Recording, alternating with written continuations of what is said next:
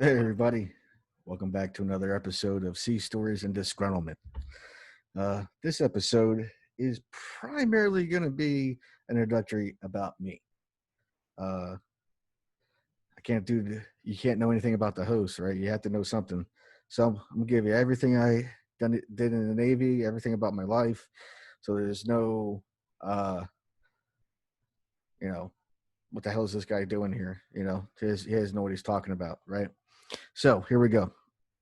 My name is Chris Giannini. I am 38 years old. I am a U.S. Navy veteran. I served 17 years in the United States Navy. Uh, I've been all over the world and seen a lot of cool things, and I have a lot of stories for you guys. So here we go. So, like I said, 17 years in the Navy. I enlisted in right after my 17th birthday. I already knew what I was going to do.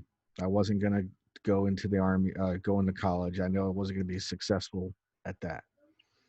Uh, the reason why I wanted to join was my grandfather was in the Navy, uh, Charles Lee Trailer. He was a Seavey. Uh, I didn't want to be a Seavey. I wanted to be a welder. Uh, Having never been around any welding or anything like that growing up, that's what I wanted to do. I wanted to be a welder in the Navy. Went to the recruiting office. Uh, the Army tried to snatch me up, but I was like, sorry, bud, I'm here for the Navy. Uh, which was great because you hear horror stories about recruiters trying to tell you which what, trying to sell you like a used car, right? Uh, but I had two sub guys that were trying to recruit me, and pretty much what it came down to is, do you want to be on sub? You want to be a nuke? I was like, no, I'll be a welder. Like, oh, this is easy. Let's get it done. So I got what I wanted. No bullshit. They didn't sell me a whole lot of crap. This is what you're gonna expect. This is what's gonna happen in boot camp. This, that, and the third. 100% correct. None of them lied to me. Now, that's not the case for everybody, right? Some I've heard horror stories about people's like I was guaranteed this, this, and this, and blah blah blah blah blah, and now I'm here, right? So that didn't happen to me. Maybe I was the lucky one. Who knows? Uh, so boot camp for the Navy is in Chicago. Doesn't make any sense, right? You think the Navy would have a boot camp near the ocean, but nah, not necessarily. They did back in olden times, like not olden times, but long ago. Uh, I want to say in the 90s they had a base in a boot camp in Orlando, and I think San Diego. I'm not 100% sure on that. Don't remember too well, but it's now in Great Lakes, or it's been in Great Lakes, Illinois. Uh, which is fine in the summertime, but sucks in the wintertime because it's right on the lake. There's no, uh, it sucks. Let's just say that it's Chicago, so and right on the lake is shitty weather. So excuse my language, but it's shitty weather. I have friends that's push boots up there, but yeah, it's terrible. I went to boot camp. Now get this, I left on July 4th and started on July 5th of the year 2000. So right out of high school, had a month to hang out with friends or whatever, and went straight to boot camp. Had a great time at boot camp. Had a great time. Uh, wasn't like the Marines or anything like that. It's about the Navy. It wasn't about killing and this, that, and it was about you learn about Navy history and how to keep the ship alive, and then you learn how to keep your crewmen alive, the other guys you serve with are your shipmates. But it was fun. I loved it. So after boot camp, went right across the street to A school. So A school in the Navy is your job training, and uh, that was pretty cool. I learned everything there was to learn about being a welder in the Navy or a hull technician, an HT. HTs are the ship's handyman for small boys anyway. Uh, Bigger ships, there's a shop for every type of thing that an HT can do, right? So you learn how to weld, you learn how to braze, you learn how to draft, you learn how to use sheet, work on sheet metal or pipe, and that's pretty much it. Then they send you off, and then you learn everything else on, hands on. What I didn't know was uh, hull technicians on ships are responsible for toilets and the plumbing system and the sewage system on a ship. You didn't being 18 and 19 coming to A school and you're like, I have to do what? Get the fuck out of here, man. I ain't doing that shit. That's our job. That's your job. And the good thing about that is you're the first engineer or one of the first engineers to see the port you're pulling into, which is great. I remember standing on the wing wall of our ship on the quarterdeck of the LHD-2, the USS Essex, and seeing Australia for the very first time. The first country I got to see in my adult life. Pretty fucking awesome. I'm telling you that right now. So, graduated A school. Then went to Sasebo, Japan. Now, I wanted to go overseas. I remember when I was in A school, we were doing stick welding. Uh, Instructors stopped us and said, "Who wants to go overseas?" Me and another guy. Only two. Me and another guy volunteered to go. It's like, "Where do you want to go?" I was like, "What do we got? Where do we have to pick from?" uh, he said, "Italy and Japan." My buddy, I was like, "I'll go to Italy." And I was like, "Japan sounds fun. Let's go." That was great. So, A school to Japan. Like I said, the USS Essex was my first ship. It's an LHD. Uh, if LHD sounds familiar, there was one just recently had a big giant fire in San Diego. And as we get further along with this podcast, we'll talk about that. But that's the ship I was on. It was an LHD, USS Essex LHD-2. And there I got to see all of Asia. I got to see, obviously, Japan, been to Korea, Vladivostok, Russia, Thailand, Singapore, Malaysia, Australia, Guam. Uh, the coolest place I got to see was Iwo Jima. It's in Japan, but it's a small island in Japan. But the Battle of Iwo Jima is synonymous with the Marines. You see that everywhere. You see it in movies and commercials where a group of Marines are putting that flag up on top of that mountain. I got to go there. I got to step foot on that island. Excuse me. The ship I was on, being in a giant Marine taxi, we had Marines on board, and we are just so happened to be around that island or that area uh, during the anniversary of the Battle of Iwo Jima, and I was I put my hat in the lottery, my name in the lottery, and I got to go. That was cool. But been to Russia was okay. I don't remember much about Russia. Maybe I was too drunk. Who knows? But Australia, if you've never been to Australia, uh, go. The people there are so awesome. You can't beat those type of people. Very welcoming, and you.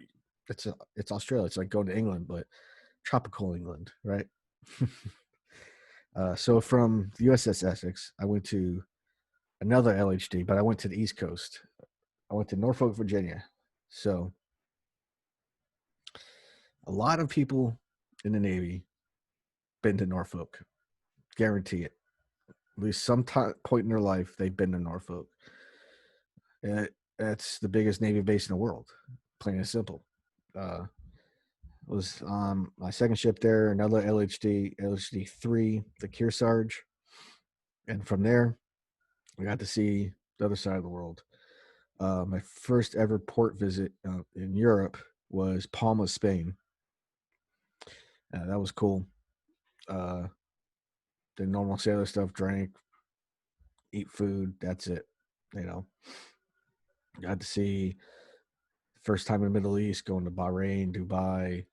Got to see a whole bunch of cool shit. My first on my first med cruise. That's what they call them, med cruise. So you go through the Mediterranean and all that stuff. Yeah, so that was fun. And then, so my first 5 years in the Navy, I got to see both sides of the world. Pretty fucking cool. You can't beat that. Only thing is, you have to serve your country for it. After there, I went to an EOD training unit. That was my first shore duty. So an EOD training unit is, so EOD is explosive ordnance disposal. Those guys defuse bombs. Okay, just like the police department EOD guys, they do the same thing except on a military level, right? Uh, so this is their training. It's not like their A school or anything, or it's just a workup for them before they go on deployment. That's what 9 times out of 10 that's what it was, or to get them to requal something because they did a parachute there, they did diving there at the training unit. So they got to requalify things and stuff like that. So it was pretty cool working there. I got to see a side of the Navy I didn't know existed, uh, or got to see firsthand. So it was pretty cool to do that. And from there, I went back to sea duty, but uh, was not on a ship. I was part of the HVBSS LEADET, what stands for Helo Insertion Vehicle Helo Vessel Boarding Search and Seizure Team. So fly on a helicopter, fast rope down, search the ship. It's pretty cool. I didn't get to do any deployments with them. I was only there for a year, and there was too much money involved with the team, so we disbanded. It sucked. Met some really cool people at that command. Some of the people I still talk to.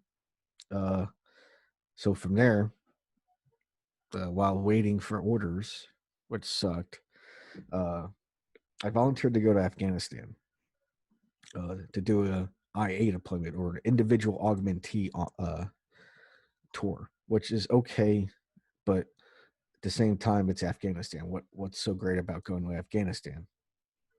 And I'll tell you, not much to do in Afghanistan, because what I did was the prison detainee guard, watching prisoners and stuff. There's some things like not allowed to say, just from uh, the people I worked for. This just can't talk about where in Afghanistan I was. Just I was there. Uh, I'm not 100% sure if I'm allowed to say it, but uh, I'm not going to, just for the simple fact I don't know if I'm allowed to anymore. Uh, but that was cool. I got to work with some awesome people. Uh, the only bad thing that happened there was the main base, Bagram, was attacked when I was there, and I was like a month before we left. The group I was with, which is, I mean, no one died or anything like that. Just the furthest those guys got was a concrete plant, and they got shot up. So yeah, Afghanistan was cool. When I was there, I got to eat some local food, which I love trying food from all over the place. I don't care what it is, I'll try it. There's only certain things I want to eat, like brains or blood or any of that crap. I want real food. I don't want some guts or some shit. But yeah, that was cool. So after Afghanistan, if you take orders like that, you get to pick wherever you want to go. You can pick anywhere in the fucking world you want to go. I picked Florida. Florida seemed fun, and I was on a frigate. Now frigates aren't around anymore. Just they're the ship I was on was 30 years old, and when I got there, they were decommissioning all the frigates in the Navy. So my first deployment on that ship, we went to South America.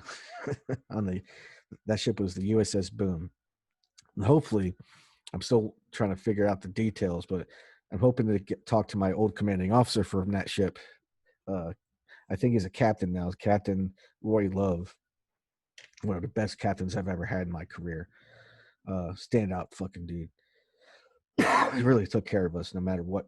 He volunteered us to go on certain places. He's the reason why we got to go to South America. Got to see all these cool countries I would never be able to chance to go to in my career. So happy I had that guy as my commanding officer. Such a good dude. Um, and after that, the ship got decommissioned, waiting for orders again. While I was waiting for orders, I volunteered to go on another deployment just because, you get more money when you're on deployment than you are not on deployment. Just how it is. Uh, I got to go on the USS Clackern, met another killer group of people, worked for some great people. He's a senior chief now, Mr. DCCS Chase Hampton. Great, great dude. Uh, Hopefully, I can get him on the podcast. If he's listening, please hit me up. Let's talk. Let's talk about your Navy career. So after the Clackern, I got to go to New Jersey. I volunteered to go to New Jersey, or I picked orders to go to New Jersey. Naval Weapon Station Earl. It's a weapon base. Pretty much that's obviously, but it's in New Jersey. I was like, cool. I'm close to home. It was great. So I thought, foreshadowing, right? Um, so shore duty, worked at port ops. Uh, Part of the reason why I was medically out, I got medically retired out of the Navy, medically separated from the Navy. I was in an explosion in August of 2013. Uh, Part of the reason why I know so much, not so much, but I know a lot about VA claims and stuff like that, which we'll get into in this podcast and this video log. But I was in an explosion. We'll get into that. We'll talk about that when the time comes. But yeah, from Naval Weapon Station Earl, I was a good command. I got to do so many cool things. Got to do the parades in New York City. Our command was responsible for setting up Fleet Week in New York, which is so cool. If you know what Fleet Week is, they have one in California and in New York. It's basically they celebrate the Navy. It's all whole weeks just for the Navy. All these ships come up from Norfolk and Florida and all these other places from around the world to participate in this, and it's like a holiday there. It's so cool. So I had a great time at Jersey. Besides almost dying, it was cool. Um, After that, I went to another ship. I went back down to Norfolk. I went to the USS Bulkley. Met some okay people on there. It was seemed like I was going back to high school, and I was in my 30s, and it just seemed like there was a lot of drama. Some good people, and some shitty people. But all in all, my chain of command was badass. Had some really good. Had a good chain of command. They looked out for me, and yeah. After that, got stationed home. I got recruiting duty for a year before I was medically separated. Um, so I was recruiting. I was working for the scout. So the scout, what they do is the scout scouts for potential Navy SEALs, potential UD, potential U.S. Navy divers, and potential Navy air rescue guys. So I got to do that, and it was pretty much a free ticket to go to see all the local high school teams, especially wrestling. If you're not familiar with Bethlehem, there's at least 5 teams, high schools, that are ranked in the nation. So that was pretty cool to go see. And just to be home again was great. And that's where I ended my career. Started my career here, not command wise, but enlisted here and ended it here. So it's pretty cool. So that's my life, my military life. Uh, those ups and downs. It was really fun. I got to see a lot of cool places, meet a lot of cool people, worked for a lot of great people. Uh, Worked for some bad people, but the greater, the better people is more than the bad people. It's how it always works out, right? So uh, be sure if you're watching this on YouTube, click the subscribe, like us, uh, and this is how the format's going to go from nowadays. I'll hopefully get some interviews. On Fridays, we'll be doing podcasts. We're going to do Fridays, and then Friday's going to be Red Fridays. So if you don't know what Red Fridays are, we're going to talk about that on Friday. So yeah, I'm trying to do 2 every week, 1 during the week, and 1 on Friday. The one on Friday is always going to be, you'll see me in a red T-shirt, and we'll talk about what that means. Hopefully talk to somebody that's deployed or is going on deployment or whatever, or has been on deployment. Those are the times where we're talking about active duty. So every other time I try to get interviews from guys I worked with, worked for, and that's how this podcast is going to run. That's how this video is going to run as well. Like I said, check me out. Click the like and subscribe button on YouTube. Subscribe to me on Anchor for the podcasting. And thank you very much, and I'll see you around. Have a great day.